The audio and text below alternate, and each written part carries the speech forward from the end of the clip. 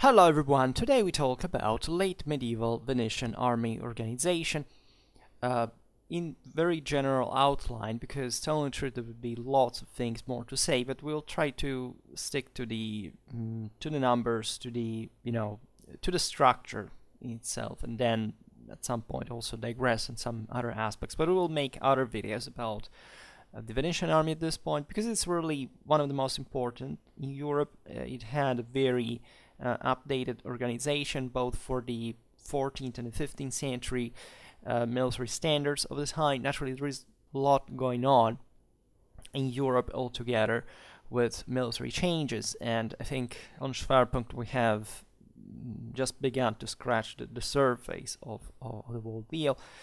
We will introduce this topic through the same topic, because to make a premise on the broader issues we will see now, theoretically would take just another video on its own, and that's why in fact at some point we could even do it.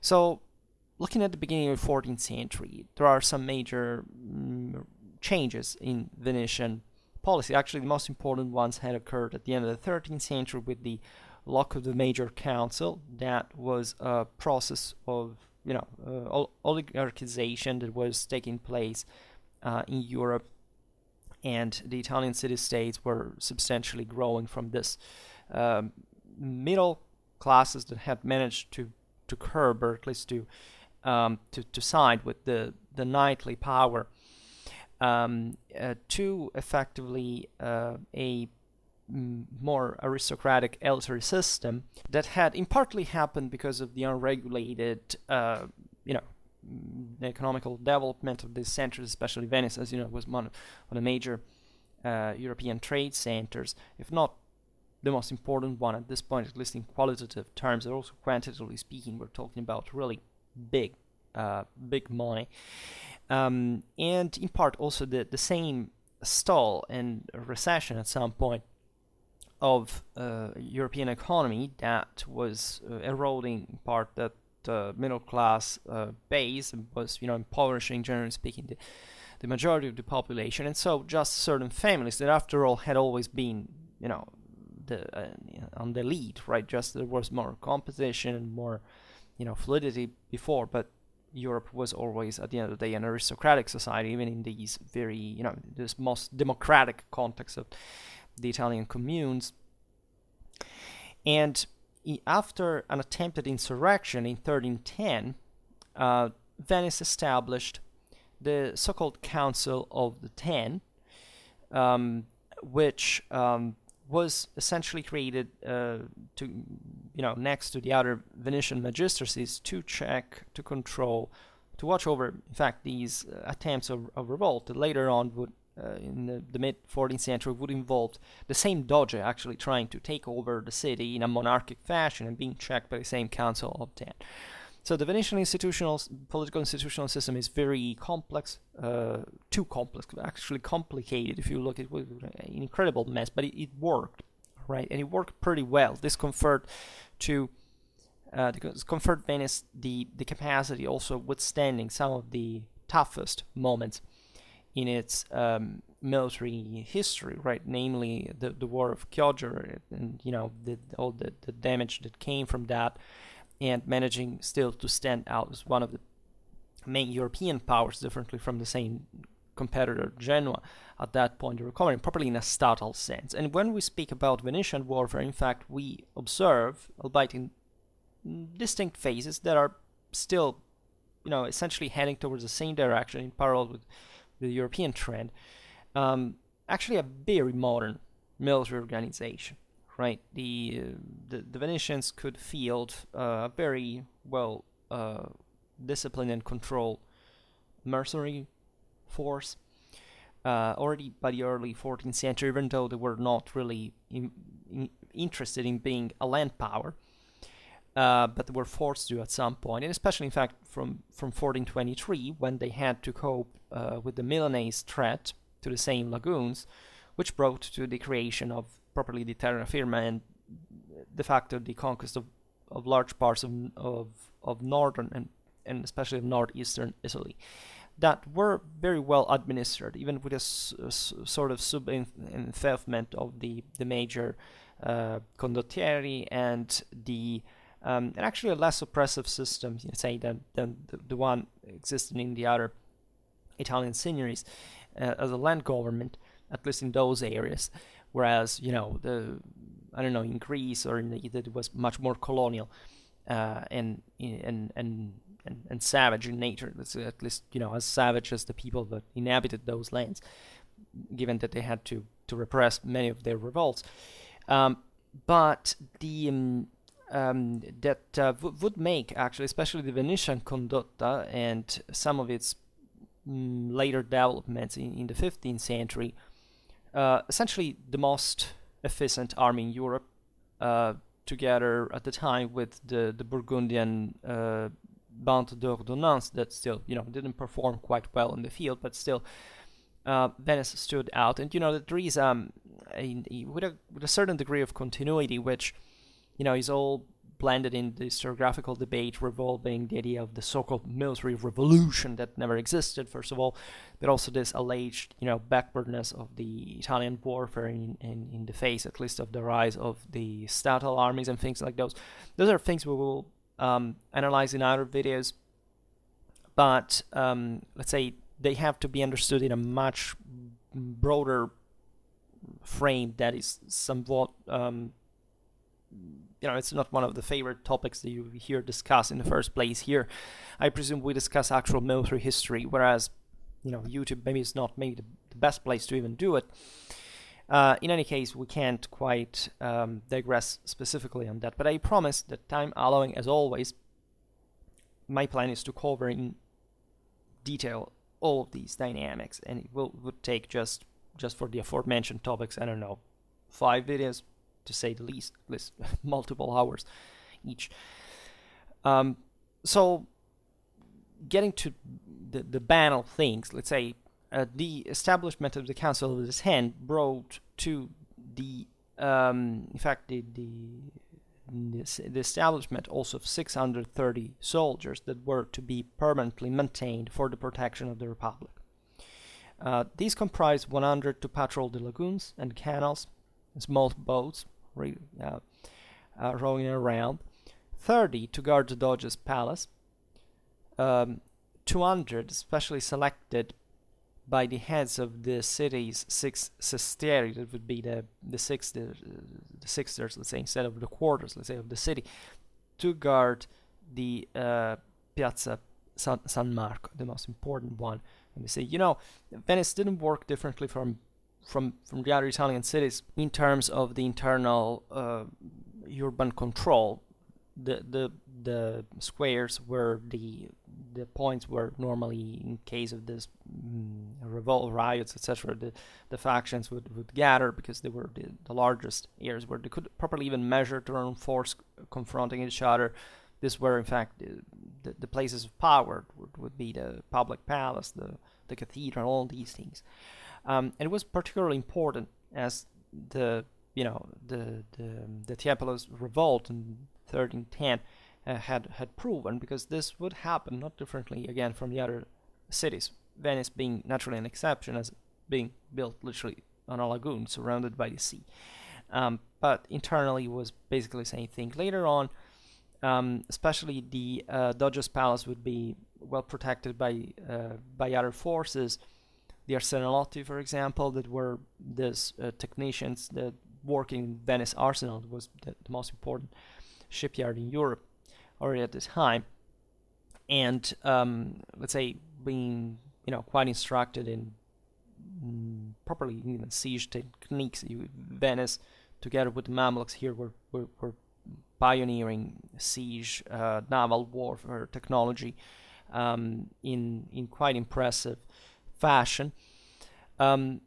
You would say 630 soldiers here. Well, what's the deal? The deal is that in an Italian commune, having even this relatively small force being permanently established to keep order in the city was a big deal, because normally these people were obsessed by the need of liberty, right? And so even the path towards statalization and a more centralized government is not to be given for granted, right? This is especially evident with the rival Genoa that instead remained in, failed the process of statalization. At least it went on on a private, along a private pattern, where it was just the private households that de facto controlled. There was no much of a central system. Of course, also in Venice, it was about the nobility controlling the system, albeit the whole city benefited from this, because the political unity and cohesion and stability of the government brought also to regularize and to make ever more effective the naval expeditions in which the whole city was involved, also from a military point of view. So it's a very different system, and establishing a public guard and make it permanent for defending even that same liberty in theory was a quite important mean for regulating city life and making things proceed smoothly. And the system again did work itself, at the point that, as we were saying before, the Council of the Ten checked even a coup moved by the same Doge in a monarchic sense. So the republican element there did work, definitely. Now, there were also other 10 troops to patrol each of the contrade. That would be basically kind of the parishes of the city. There were 30 at the time. There was naturally, as we'll see now, an important cohesion of the militia base on these sections and these districts, and that were also quite democratic in the sense that the nobility lived also next to the commoners, and they would often serve in the same militia units side to side. It's an interesting aspect. The arms of many of these troops were stored in an armory in the ducal palace as well, for which the Council of Ten was responsible. And in fact, of many of the 2,000 weapons still present in the armory today carry the initials CX, that stands for Council of Ten.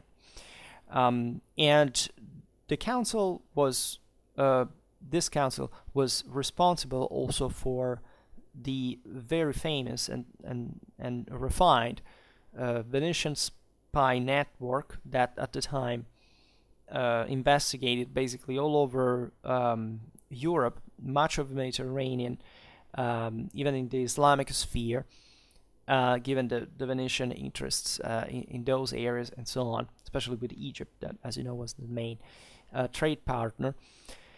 And so you can imagine the complexity of these institutions just per se. Now, speaking of the militia proper, not to confuse it with the militia, properly Latinly meant that would be the knights of the Italian communes, right? The militia in the English sense. Each of Venice's sestieri was required to permanently have 1,500 men ready for any emergency, right? This was a normal form of organization present all over Europe, right? The freemen had some form of military organization. Half of these 1,500 were to muster in Piazza San Marco, while the other half had to remain behind to guard its own sestiere. So you understand here also the strategical mindset of this. Of course, they would behave in case of riots, etc., in whatever the situation seemed appropriate. But still, it was important to maintain, to field an important amount of forces in the main square, and still defending the quarter in which they would entrench themselves. As a consequence, in the case of a general levy, Venice could raise, at least on paper, the best trained and largest infantry militia in all of Italy. We have a census of 1336 indicating that Venice could call in service exactly 40,100 able-bodied men between 20 or 16, or in that case 20, 60 years of age. Sometimes it's 16, 60. I found some other accounts. Now I say on paper because the Venetian condition in the lagoon, etc., put the city in a very different situation compared to the others in communal Italy, given that the latter were more directly exposed to the need properly of fighting, not just within the city walls but outside, right? Venice couldn't basically be approached by anybody who, given that no country at the time had a maritime force capable of besieging a city right by sea. In fact, the only ones who could do that were the Genoese, and that were the two, together with Venice, the two main naval powers of the time. And so even the approach to what would mean actually serving, right, even the case of attack of the city or having to go for an expedition outside the city walls was something very different in Venice than in other cities. Venice was also pretty large, right? So it's normal to see on paper, again, a very large force, but naturally, I don't know, the Milanese or the Florentines had, let's say, other problems that would make also these numbers as most maximums of medieval military potential figures to be considered under the light of, who had also the necessity or the intention to field all those 40,000 men, even just like a militia, by the way. But it is true that they were well trained or especially well equipped. The Venetian militia training was not different from the one of the other Italian city-states, but they could rely on a greater material wealth, some kind of greater availability of technological potential, right? We see early on the militias were equipped with crossbows, slings, fire grenades. Later on, arquebuses. There were some, scattered along the cities. There were these for competitions with crossbow, with handguns that appeared relatively early. In this context, has been used by the population in these competitions. Venice also had, like the other Italian city-states, this kind of mock battles based on mostly the couple of three sestieri actually clashing against one another on the bridges, these channels, and beating each other and some falling in the water and so on. These were throwing stones and stuff. It was regulated by the city. There were things properly institutionalized in communal Italy, and it's very interesting to study them because also the Italian infantries especially had at this point basically the best training around, and we were not very well documented on how they actually made it, but in part this still amatorial activities had some kind of purpose in that regard. Venice was also more exposed to this is even especially later on with the Ottoman expansion in the Mediterranean, to the Islamic practices that they literally they reenacted they made mock battles with castles, etc. There were even certain Islamic dances with daggers, etc. to show the mental and physical prowess and all these things. But for the rest, it was fundamentally standard. Now, this militia of in theory more than 40,000, and considered that by 1336 there hadn't been the Black Death that would reduce sensibly the city population later on, so probably even on paper those militiamen would have been less just a couple of decades later. But they were, however, organized in duodene of 12 men, right?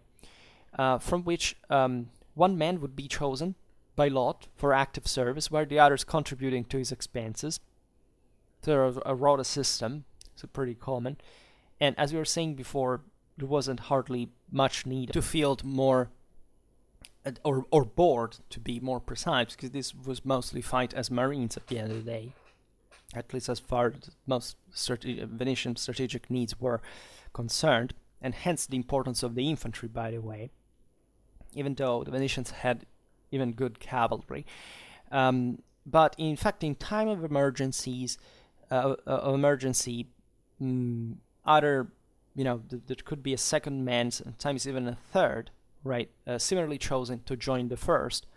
In particularly dark circumstances, up to 3 men may be required from each duodenum from the outset, right? This would be even especially in the service against Genoa between 1350 and 1378 that culminated with the same siege of Venice, failed siege of Genoese siege of Venice, which was literally fighting against annihilation. And it worked, by the way, because at that point the Venetians showed an incredibly well-ordered strategical conduct. They launched these amphibious operations in which they were, at least they had a fame for being quite successful. There is also an early employment of firearms in that context, artillery. There are some historiographical, let's say here we're approximating certain concepts, right? We will see now, for example, there were some instances even at the beginning of the 14th century where Venetian amphibious assaults would fail, right? Or there was this swinging opinion about the effectiveness of Venetian cavalry. These things are a bit like sometimes anecdotal until you study the military history diachronically and comparatively from the actual sources, etc. You can't really have a solid opinion what this thing really was. It's just that, as always, it's always closer to the average than we think. That's as easy as it is. We're talking about medieval Europe, right? How many deep structural default differences could there be, right? And interestingly enough, the duration of such militia service was apparently at the discretion of the Council of Ten, which makes sense considering how, and what for these militiamen were employed normally. That didn't entail, it wasn't really. It was mostly in conditions of difficulty and where the Republic really needed this men. For example, the Venetian fleet that was defeated at Pola in 1379 had been at sea for a whole year and had twice been refused permission to return home. And here we are seeing also a naval service. It was not less dangerous than a land one, but still implied properly also different disposal, because an army can also dissolve in a sense. Also, a fleet can, but let's say the fleet, as long as it remains intact, you still have to make it go back and forth in a way or another. You can't just leave those people in the midst of the sea, and they are there for a reason. There is all a public expense also for the ships. By the way, we made a video about the Venetian naval organization during the same period, so we're not going to talk about this now. You can check that. I created, maybe not yet, a Venetian history plate. Yes, medieval Venice. I think there is a playlist like that. We will create a broader Venetian history playlist. It's said that during the Black Death of 1348, 3/5 of Venice population died. Maybe an exaggeration, but still gives the scale of this event. And as a consequence, the manpower available decreased, but the militia organization remained in existence until the end of the 15th century, right, when it was replaced by the Cernide mostly,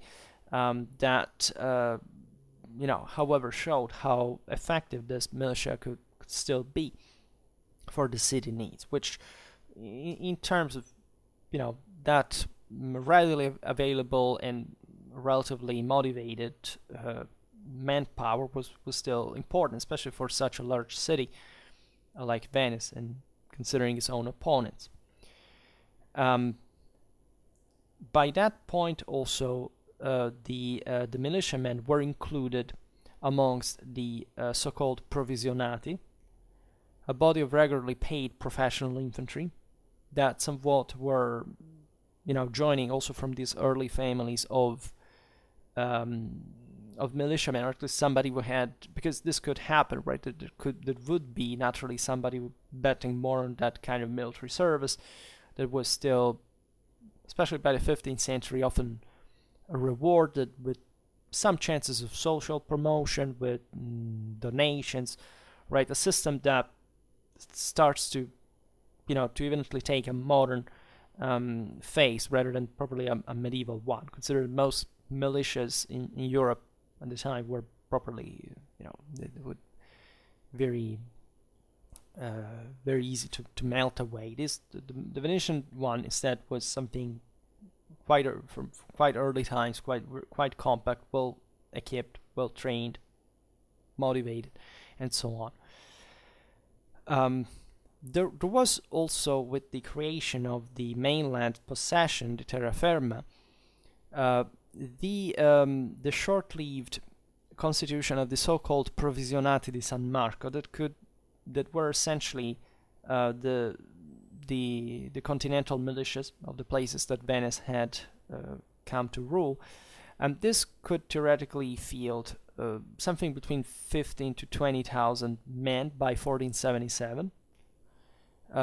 Each major city being expected to field 500 in 1478. The Italian hinterland was importantly urbanized, so let's say that the cities already had some militia organization that was similar after all. But the militias were, let's say, at this point were being paid, but normally they weren't much of a consistent force. In fact, they would accompany land armies, but they tended to be utilized in the capacity of pioneers, right? And these areas had important technological capacities and know-how. But let's say at that point, warfare would start being consistently done, not just by professionals, as the same condottieri now we'll see, were essentially the core of the same Venetian forces, that were mostly mounted. Albeit, importantly enough, in the Venetian condotta, as we will see, the infantry was still considered something detached and hired autonomously, and still remarkable in that regard, but still subordinated to cavalry. But also other foreign powers, namely, the Empire, also the Swiss, etc., were fielding something that was now different from the scattered militias that were, not so rigidly framed and harshly, intensely trained as in fact, the professional ones, stemming from the Swiss model. But even there, again, this system was not really lagging that behind either. It's just that the individual militiamen as infantry were considered arguably that were less effective, of course, than the squares of pikemen per se, but still they were effective in other functions, right? And they were, especially in the Venetian case, of higher quality than the average, arguably. There was, however, and this is typical a bit in Italian warfare at the time, an increase in the professionalization of missile troops. In fact, up to about 1440, the militias could contribute with small detachments of crossbowmen, not really large. We're talking about between usually only 100, 300, at most 700, 800, something like that, organized in companies of 25 men, and each commanded by a nobleman. All right, and this was normal because with the refeudalization of European warfare by the mid-14th century, the infantries had shrunk, right? Demographically, economically, the Black Death had killed or impoverished hopelessly the European communes and the peasantry, and so infantry falls in importance. This is even in Italy, where after all the militias still kept having a higher quality than the average, and especially the missile troops, however, were important because they would, tactics would revolve ever more against this massive heavy cavalry confrontations, right? That didn't need anymore that bulky, sometimes tens of thousands in the case of the Italian city-states, especially intensely trained pikemen supported by missiles. It was just missiles, right? Because they, armies would get also not necessarily smaller per se. Some of the of the armies, of the largest armies of post Black Death were somewhat also kind of larger than before in terms of cavalry, especially. But pitched battles would become less frequent. That is statistically very evident, and therefore most of the engagements were also quite more disorderly based on cavalry, etc., and the capacity of adapting to terrain. So they were kind of smaller, etc. And the missile troops were best suited for this because they could run next to cavalry, take, adapt more to exploit more quickly the tactical situations that they encountered, and just also retreating more quickly. They weren't ordered in lines, right? Like infantry, like heavy infantry. They were in open order and supporting more easily cavalry during the fights without waiting the heavier infantry, which still existed, however. It's just losing in importance in relative terms by this point. Then it's important that aside from the militia, Venice in the 14th century didn't quite have a native land army, right?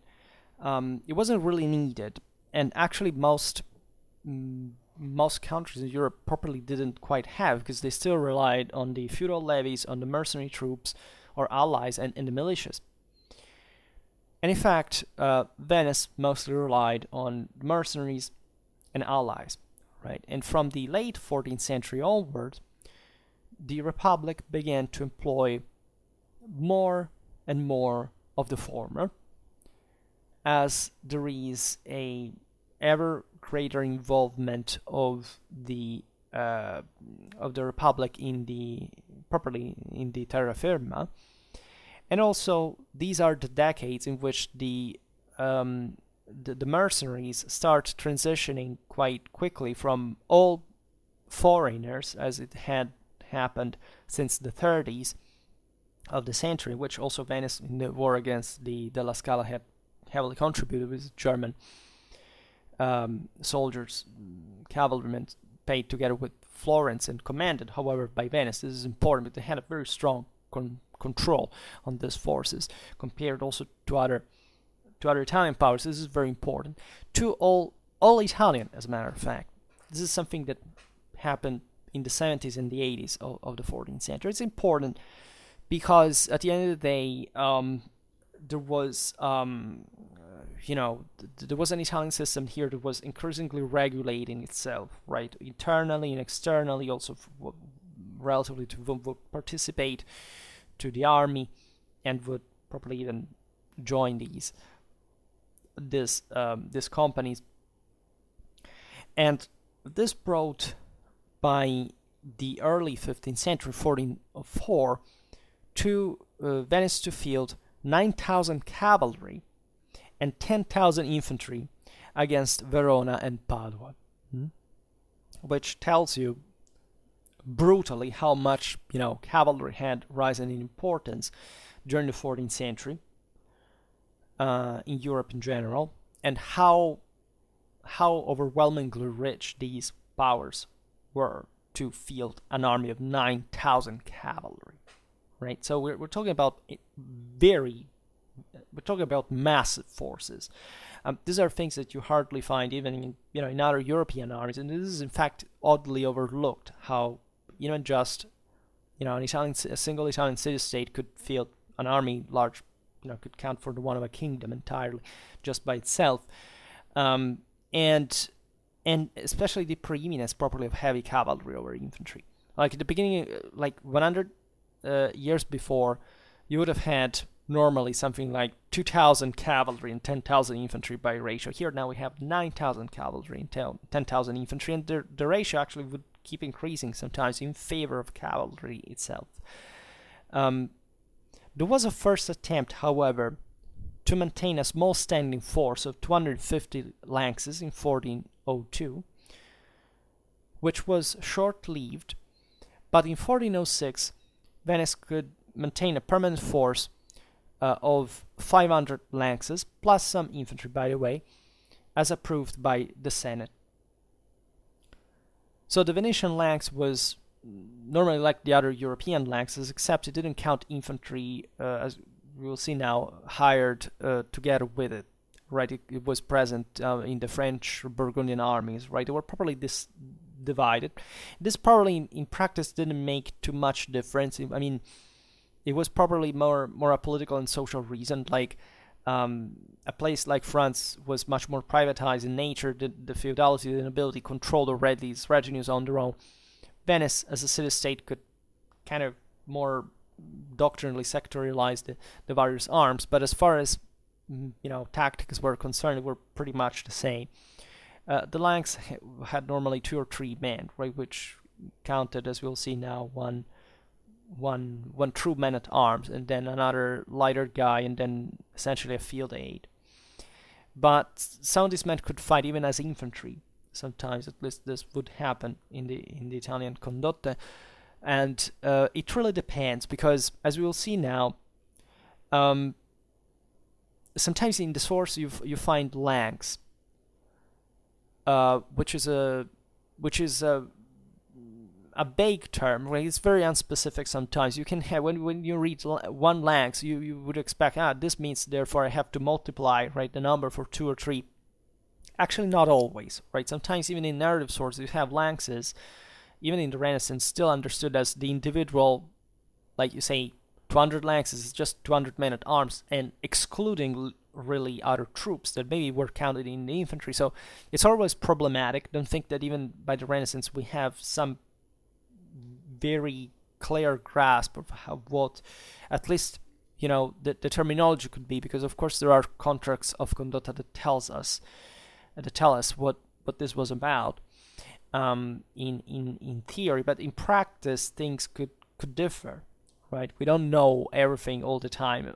Actually, even the insightfulness of the sources towards the Renaissance is less sometimes at the beginning of the 14th century, because there wasn't really much direct political military involvement like before by the side of the authors of the Chronicles, for example. That in the Italian city-states have actually been tremendously objective and insightful and reliable as narrative sources, differently from other places where mostly chroniclers were writing for the local prince or lord, also being as clergymen, etc., not really being part of reality. At the head of this small permanent army was put Taddeo dal Verme as properly captain general, with his own condotta of 100 lances and 100 infantry.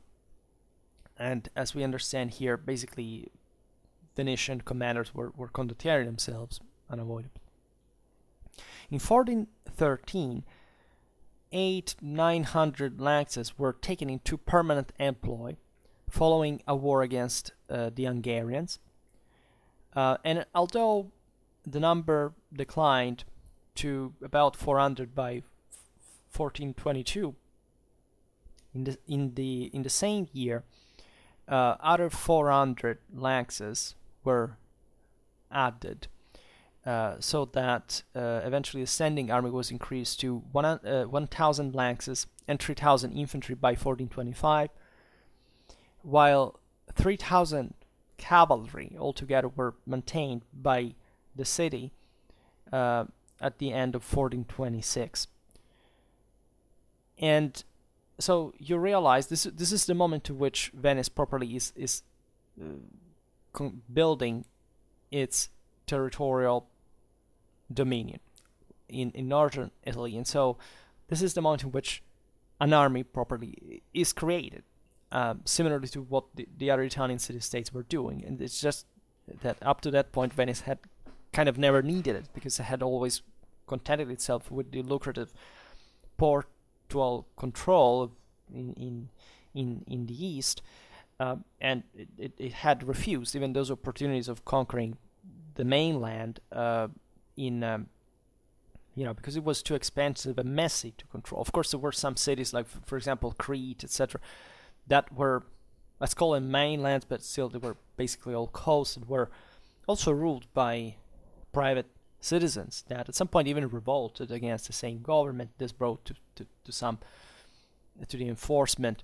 Venice always managed to repress this revolt and to enforce a greater control of the Senate on these territories, and with some very firm and direct control, in fact, over the commanders and the troops that were there, that were increasingly more increasingly professional, whereas before, especially in Crete, they had been private forces, the same Venetian feudatories, the vassals, that were same Venetian citizens ruling over these Cretans, etc. And as a consequence, here we see Venice properly deciding to become a major land power, because it was obliged by the threat posed by Milanese expansionism. They would have not done it otherwise. So what is very fascinating here is that the rational unitary direction that the Venetian expansion takes, right? And that is done properly from scratch. So without that, complex, gradual, and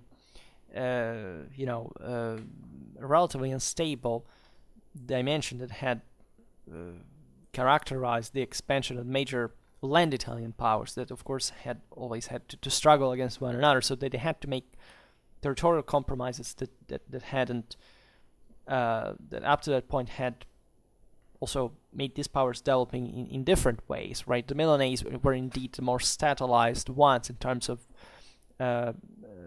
uniform administration, etc. But Florence, for example, was creating this kind of confederation. Rather, Venice was relatively, as we were saying before, tolerant in the sense that it left the local cities maintaining their own customs too. This was normal in the practice at the time, but still with a very direct control of the situation, especially from a military point of view, right?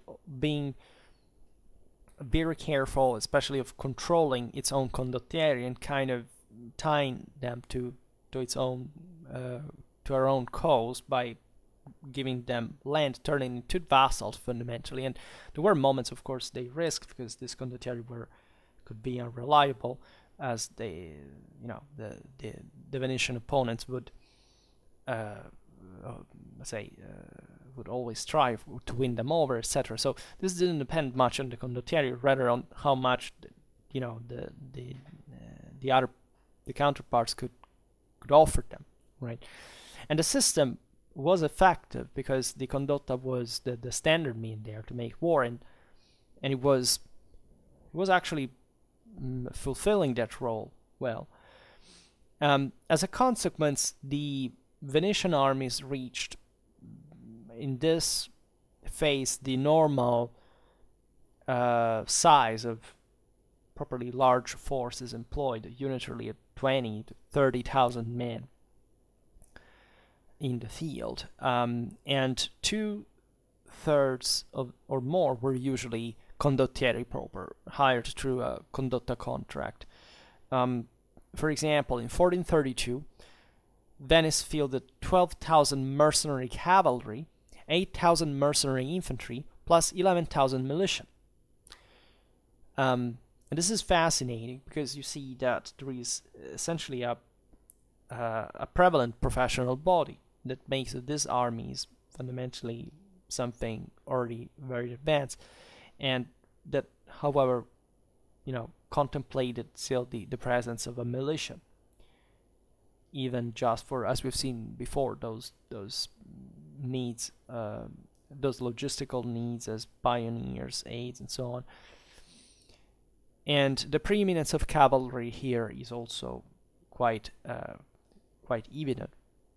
And similarly to the other great powers in Europe, namely France, what you see here is that at every peace treaty, the majority of the mercenary force was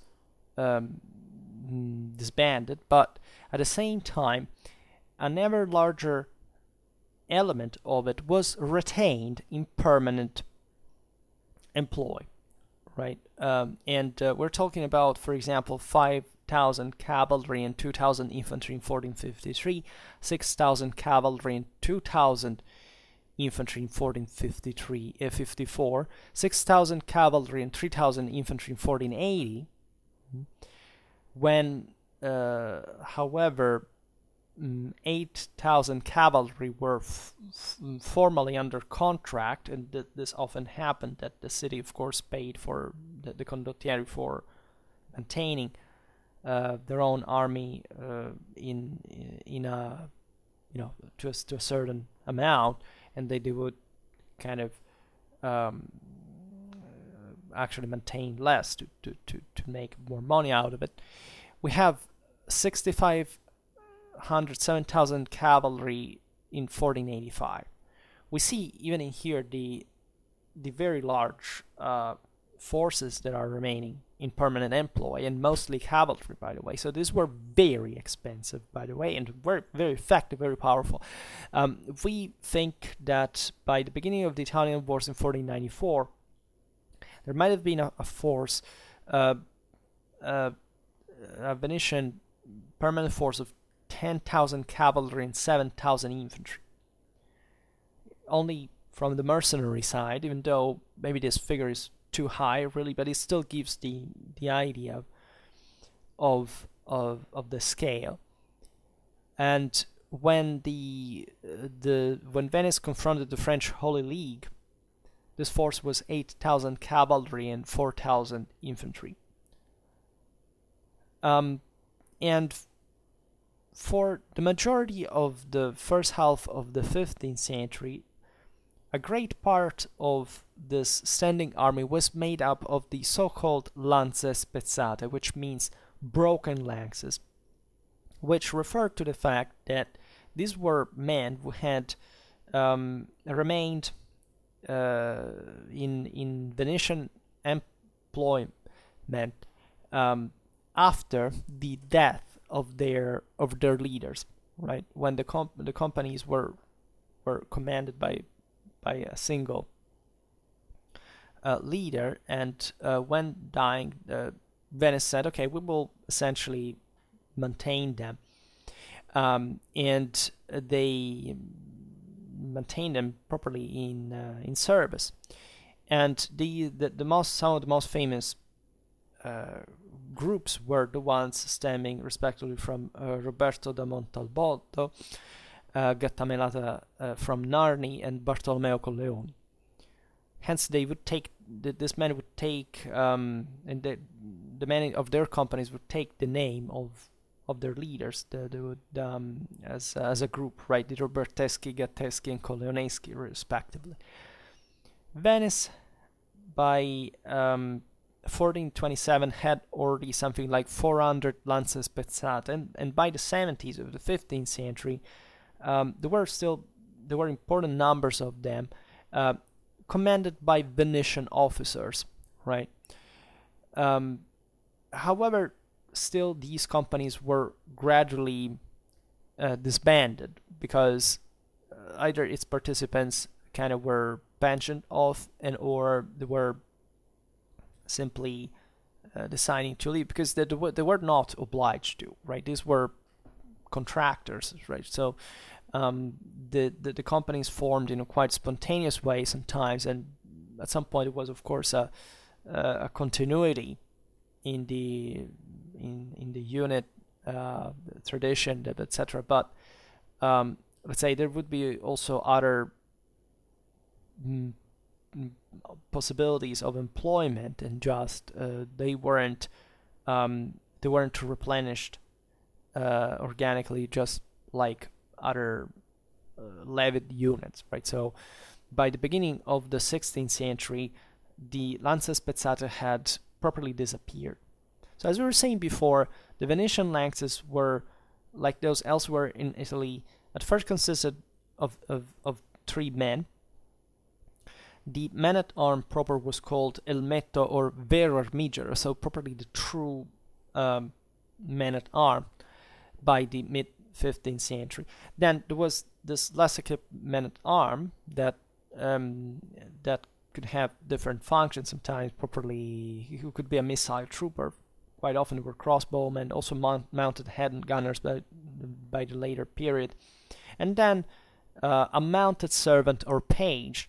And mostly these men could also dismount. In combat, we know it, there were, if you think about the deeds of the White Company in Italy at some point, we know there were some Italian men-at-arms who were dismounted to fight, and this was called like the English way. But properly there would be normally a complement of infantry that could be formed by these retainers at the same time.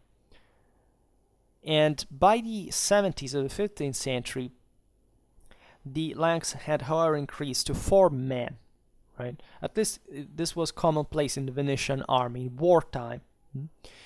And it would be recognized in peacetime administratively only in 1490, increasing to 5 men in 1494.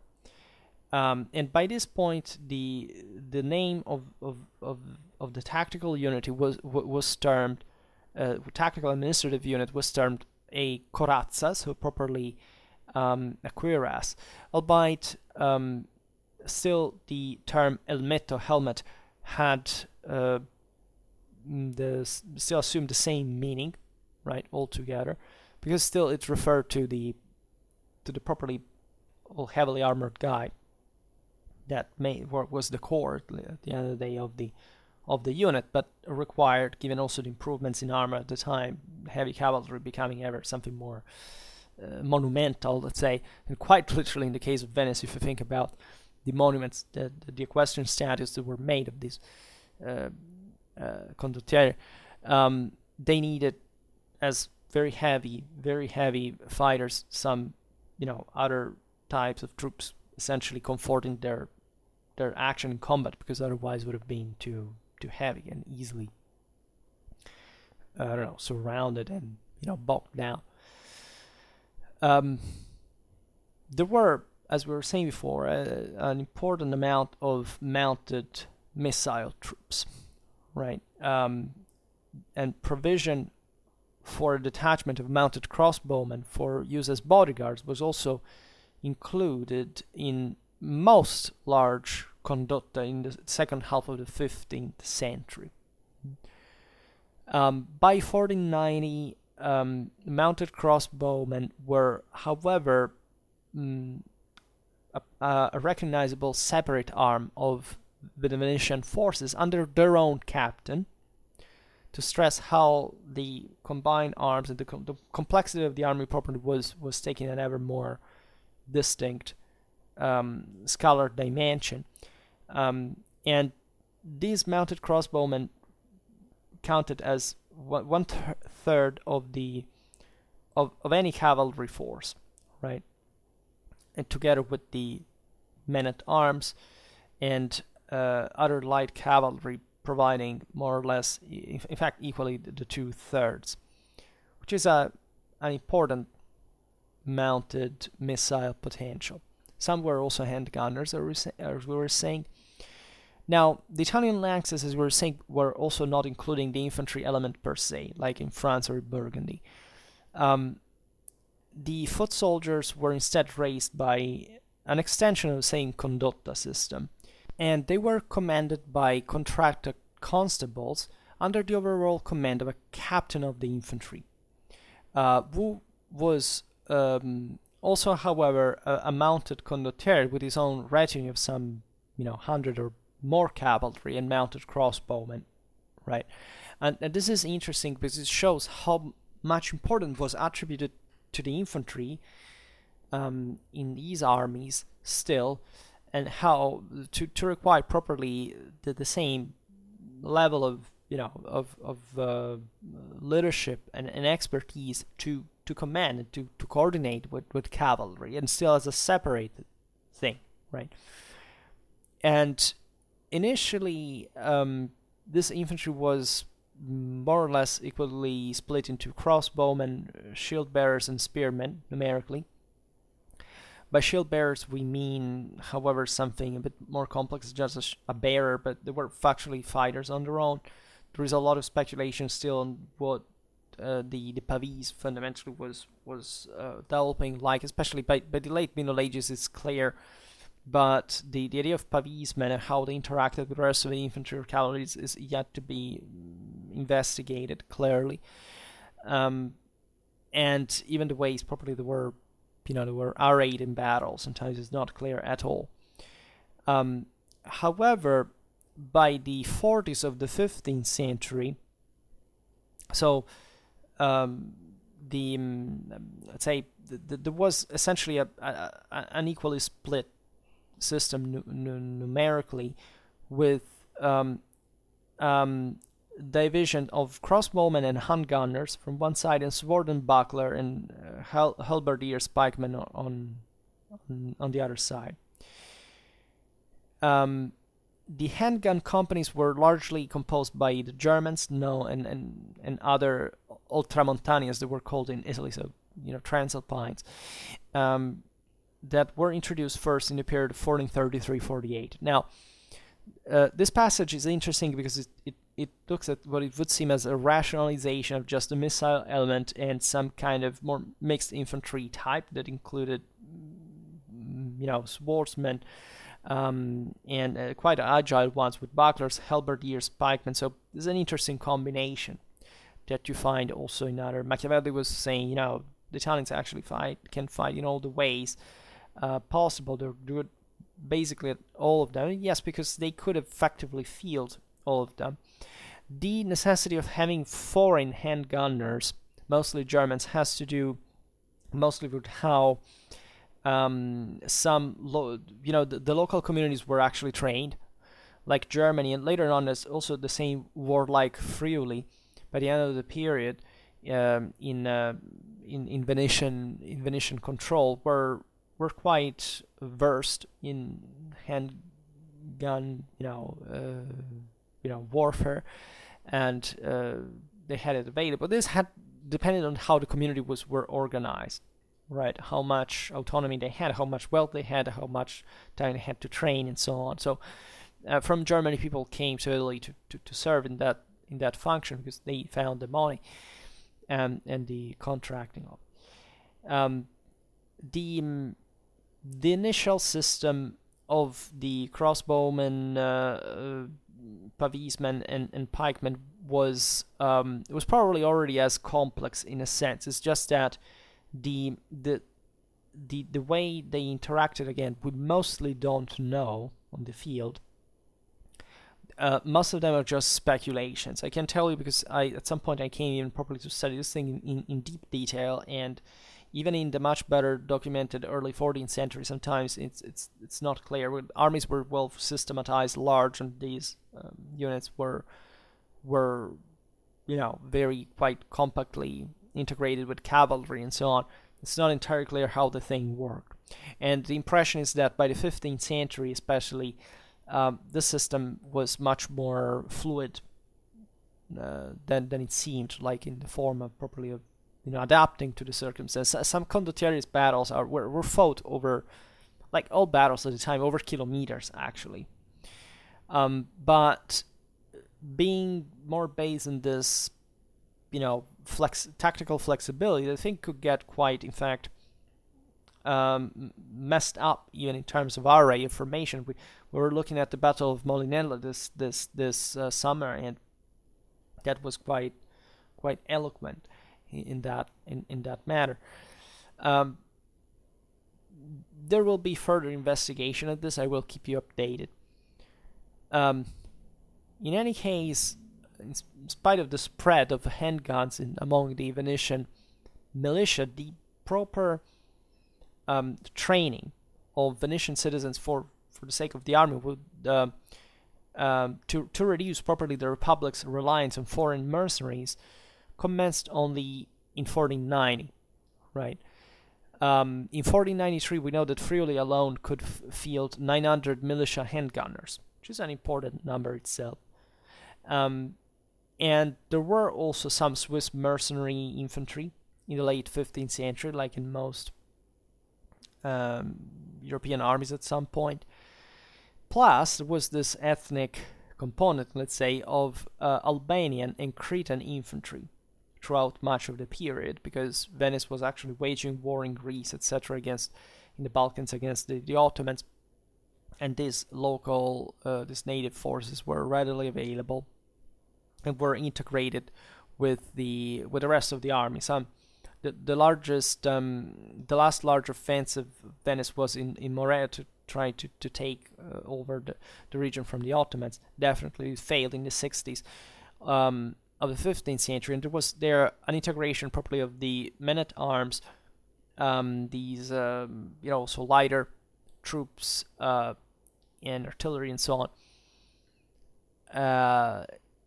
And as we have basically already understood, Venetian army commanders would be unavoidably condottieri, because these were the best commanders available as properly as professionals. They did that as a living, and being at the head of fully complete armies on their own. So that was the prerogative of the condottieri in the first place. In Italy, that you didn't have even to hire, single companies like at the beginning of the 14th century. By the 15th century, you had entire armies available. You could hire, well, with a hierarchy, with an organization, and these commanders that were the leaders, but also the businessmen. And Venice, needless to say, could purchase some of the finest condottieri at the time. In the 15th century, Gianfrancesco Gonzaga, that is also the first Italian lord properly to embody this craft, being properly a nobility of the empire, and serving as a condottiere at the same time. I made a video about that. Michele Tendolo, Sigismondo Malatesta, the Count of Carmagnola, Gattamelata, it means the honey-eared cat, and Colleoni, that we have seen in the Battle of Molinella as well. There were, however, one or two Venetian noblemen called Provveditori, so the commissaries of some sort, that were generally accompanying each condottieri army, at least on campaign, to ensure that the Republic interests were, met at all times, given that the condottieri could in this sense have their allegiance shifting, and there was a consistent danger properly presented in the whole situation, and the idea was that the Venetian government could also put to death the unfaithful commander, and having an important capacity to control even in there. So Venice had eyes everywhere, as we were saying before, and the same Provveditore could sometimes command the troops on the battlefield. After all, the commander-in-chief of the Venetian army was a condottiere with the rank of captain general, right? There are also other titles such as governor general, lieutenant general, that at least at the beginning implied somewhat lower status, depending on what the role locally really was. I mean, the commander-in-chief was the captain general, was indeed provided with all the command of the entire force, and a governor, a lieutenant, could be somebody more temporarily appointed to that task, but not in that sense less powerful sometimes over time, also, as you can imagine. Since from 1470 onwards, the Ottomans had attacked the Venetian mainland eastern frontier, the Republic generally maintained an important amount of forces in Friuli, and as well as in her overseas possessions, especially in Morea, in Albania, and this were, in fact, as we were saying before, most of the also foreign mainland involvement of Venice took place, and this is where the Republic obtained most of its Stratius, but properly comes from, Stratiotai in Greek, so that was Italianized in Stradiotti at that point. And these were typically kind of relatively light cavalry, but as we say, were lance and bow kind of horsemen, yes, but they could also be more heavily armored sometimes. They had a reputation for ill discipline. It's famous at the Battle for Nova that they went just on pillaging without coming back into combat and so on. It was the prerogative of these horsemen that you could find scattered basically all over the Eastern Mediterranean, from the Balkans to the Black Sea, Anatolia, etc. They were like that because simply the local state had collapsed. The Ottomans had also brought in sometimes this kind of lighter troops from faraway places to make even the locals essentially adapting to that kind of frontier warfare, as during the Ottoman expansion, especially the Balkans really were. There was surely a very heavy influence. Even if you look at the Albanians, the Wallachians, that they were strongly influenced, and sometimes also because they had served properly in Ottoman armies to rebel. Think about Skanderbeg, for example. And the Venetians, however, made large use of this light cavalry, actually pioneering during the late Middle Ages and the Renaissance that range action, in fact, of kind of Eastern type of cavalries in Europe. Right, this invested all Central Europe, Italy as well, essentially because of this proximity to the Ottoman Empire, the Balkans, and Eastern Europe, from which this hordes sometimes we've seen the Tartars as well were involved. So adapting to local warfare is very easy, right? Even think about the collapse of Hungary, right? From a large kingdom, it still had some kind of steppe influence and never died out, and that collapses, becoming this vast frontiers from which other elements arrive to raid, etc. This would transform unavoidably the entire region, as very extended one in Europe, as kind of a new frontier, kind of equestrian loaded reality militarily wise. Very rough lifestyle, and mostly a very, in a world especially without real borders, and having the armies still transitioning towards a more centralized permanent system, it was difficult to even stop raids of the masses of light cavalrymen, horsemen that could pillage everywhere. And this is essentially what the Ottomans used, even just as a strategy of fear, of terror. And so the Venetians at that point mostly would entrench themselves in their fortresses, and very often let the country being laid waste, because there was not much else they could really do, even to meet them in the open, because in part they would disperse, in part there were really many. And many of these people, by the way, were also they were Christians, right? In fact, not just the Stratios are kind of obvious in the Albanian and kind of Greek nature themselves, but also probably many, in fact, that were serving in the Ottoman armies were Christian populations of the Balkans, wherever. So the political complexity in this reality is so intense that we started from a couple of years at Frontier about that. Played the series about properly this broader frontier in modern Europe that encompassed, in fact, mostly the Central Europe, largely meant, and Italy in coping with the Turk and his mechanisms.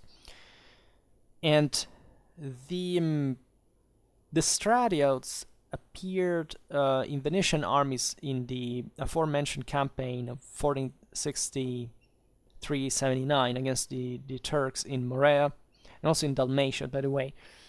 And these troops were more effective in those contexts than the conventional Italian men-at-arms because they were lighter, they were more adaptable, more flexible, right? The men-at-arms costed a lot. They were mostly better suited for these, think about the extensions of the Po Valley, this flat land. Yes, it was full of ditches and channels and so on everywhere, but, we're talking about still hardcore Western compact armies kind of clashing against each other, which heavy cavalry was necessary as much as, by the way, the possibility of employing infantry would be quite useful in that ground. Artillery, too, right? Something that we forget, generally speaking, even in the macroscopic differences between even places like southwestern Europe and Central Europe, is how the divide properly in material wealth and the availability, for example, of artillery had informed warfare at some level. The Stradiotti were employed in Friuli by the late 70s. In 1479, 1,000 of them from Coron were taken into permanent employ and transferred to Italy. Other 1,000 being taken on in 1482. So this element was being injected properly in the same Italian warfare. And other Europeans were coping with them against Venice. By 1497, there were as many as 3,000 Stradiots in Friuli alone. That would made up also for the majority of the Venetian garrison there, because at least when the Turks attacked, they could be met on equal ground by some degree, at least, in typology of combat. And each company of Stradiots that were seemingly organized in the tens and the hundreds, so it's something that in fact is more closer to the steppe than the Western organization in general, was recruited and led by its own local nobility, by the way, which resulted in an important strong bond of kinship and loyalty among them. As it was still something clanic, the Ottoman conquest, also many of these people literally fled, escaped, right? There are still today, especially in southern Italy, some Albanian-speaking communities that were historically born out of of all these Balkan refugees that left during the Ottoman invasions. So there was way properly of, at this point, giving them like a new reason to fight, first of all, to settle, to remain, however, cohesive in their original clanic national affiliation. Even though it should be pointed out that most of these troops were just, the scum of the earth, like they were kind of brigands, and you can imagine what the Balkans were by the 15th century, and they could be really of many different nationalities. I mean, surely some of them were even Turks themselves, some were Greeks, Albanians, but were surely even Italians, because whatever, it was still a leaving, right? So it could be okay. There were some, of course, Slavic elements. There were some even German elements at some point. You could, again, especially in Central Europe, in the Balkans, you couldn't really tell the difference at some time, because it was a necessity to fight like that more than belonging to a community or another, where still things were blended since the beginning by some certain degree. In fact, Venice had always been coping, in a sense, with these troops, especially in its struggles against Hungary, that always fielded this kind of exotic horse archers from the steppes there also. But you find, for example, in southeastern Germany, very often it's still the Venetians had to cope with them, an important amount of mounted crossbowmen by the early 14th century that you don't really find in Italy, for example, at the same point, where we knew that there were, but that were not typically, consistent at that point. Whereas in a place like southeastern Germany, you would find, and it's difficult not to see there some kind of Hungarian influence in the process. And more than that, because of course the Central Europe was open since the Mongol invasions to this periodic raids from the steppes, etc. So it's really something interesting, probably not enough researched, at least for this medieval period. So the overall command of the Stratiots in Venetian service was known as the Proveditore of the Stratios, in fact, who, unlike most Proveditore, actually led the Stratios in battle, in combat. So this post appears for the first time during the War of Ferrara, 1482-84, where seemingly the Stratios were largely responsible for the Venetian victory at Argent in 1482. And there is properly also an appearance, a kind of almost folkloric, interesting, even customs, this foreign riders that were also terrorizing themselves, the enemy as on equal grounds, let's say. Speaking of artillery, which is interesting, Venice, as we've seen, had been on the fore of firearm technology in Europe since the very beginning, right? You can argue that as soon as there was firearms used, they already had grenades, explosive grenades, it's all these things. Especially in our warfare, it was a big deal of experimentation. We know that there were some very ingenious tactics found, even properly some kind of torpedoes floating over the water surface and all this thing. It's very interesting. And this is the norm. Like every country in Europe, and especially in the West, had a consistent amount of artillery immediately by the early 14th century, where it was there, right? It started timidly, and initially there's artillery was ridiculous. Of course, it was even less penetrative than crossbows, and expensive than the crossbows, because they were so small. But they developed fast, and especially in these contexts, we know that by the time of the War of Chioggia in 1379, artillery was already present on board of Venetian ships, but that probably in fact dates much earlier. Importantly enough, as a city-state, Venice's artillery was manufactured in the arsenal. Mm-hmm. Surely the Venetian houses had ways to have some by themselves, but as for the ships, as we've seen in the video about the Venetian naval organization, was the private enterprise, and then still the state wanted to have some public, statal, permanent force, right? And such precious assets like artillery was, of course, also requiring all specific know-how, infrastructure, finance. And there is a beautiful account from Arnold von Arf, 1497. The Germans frequented Venice habitually so much that there is the Fondak of the Germans.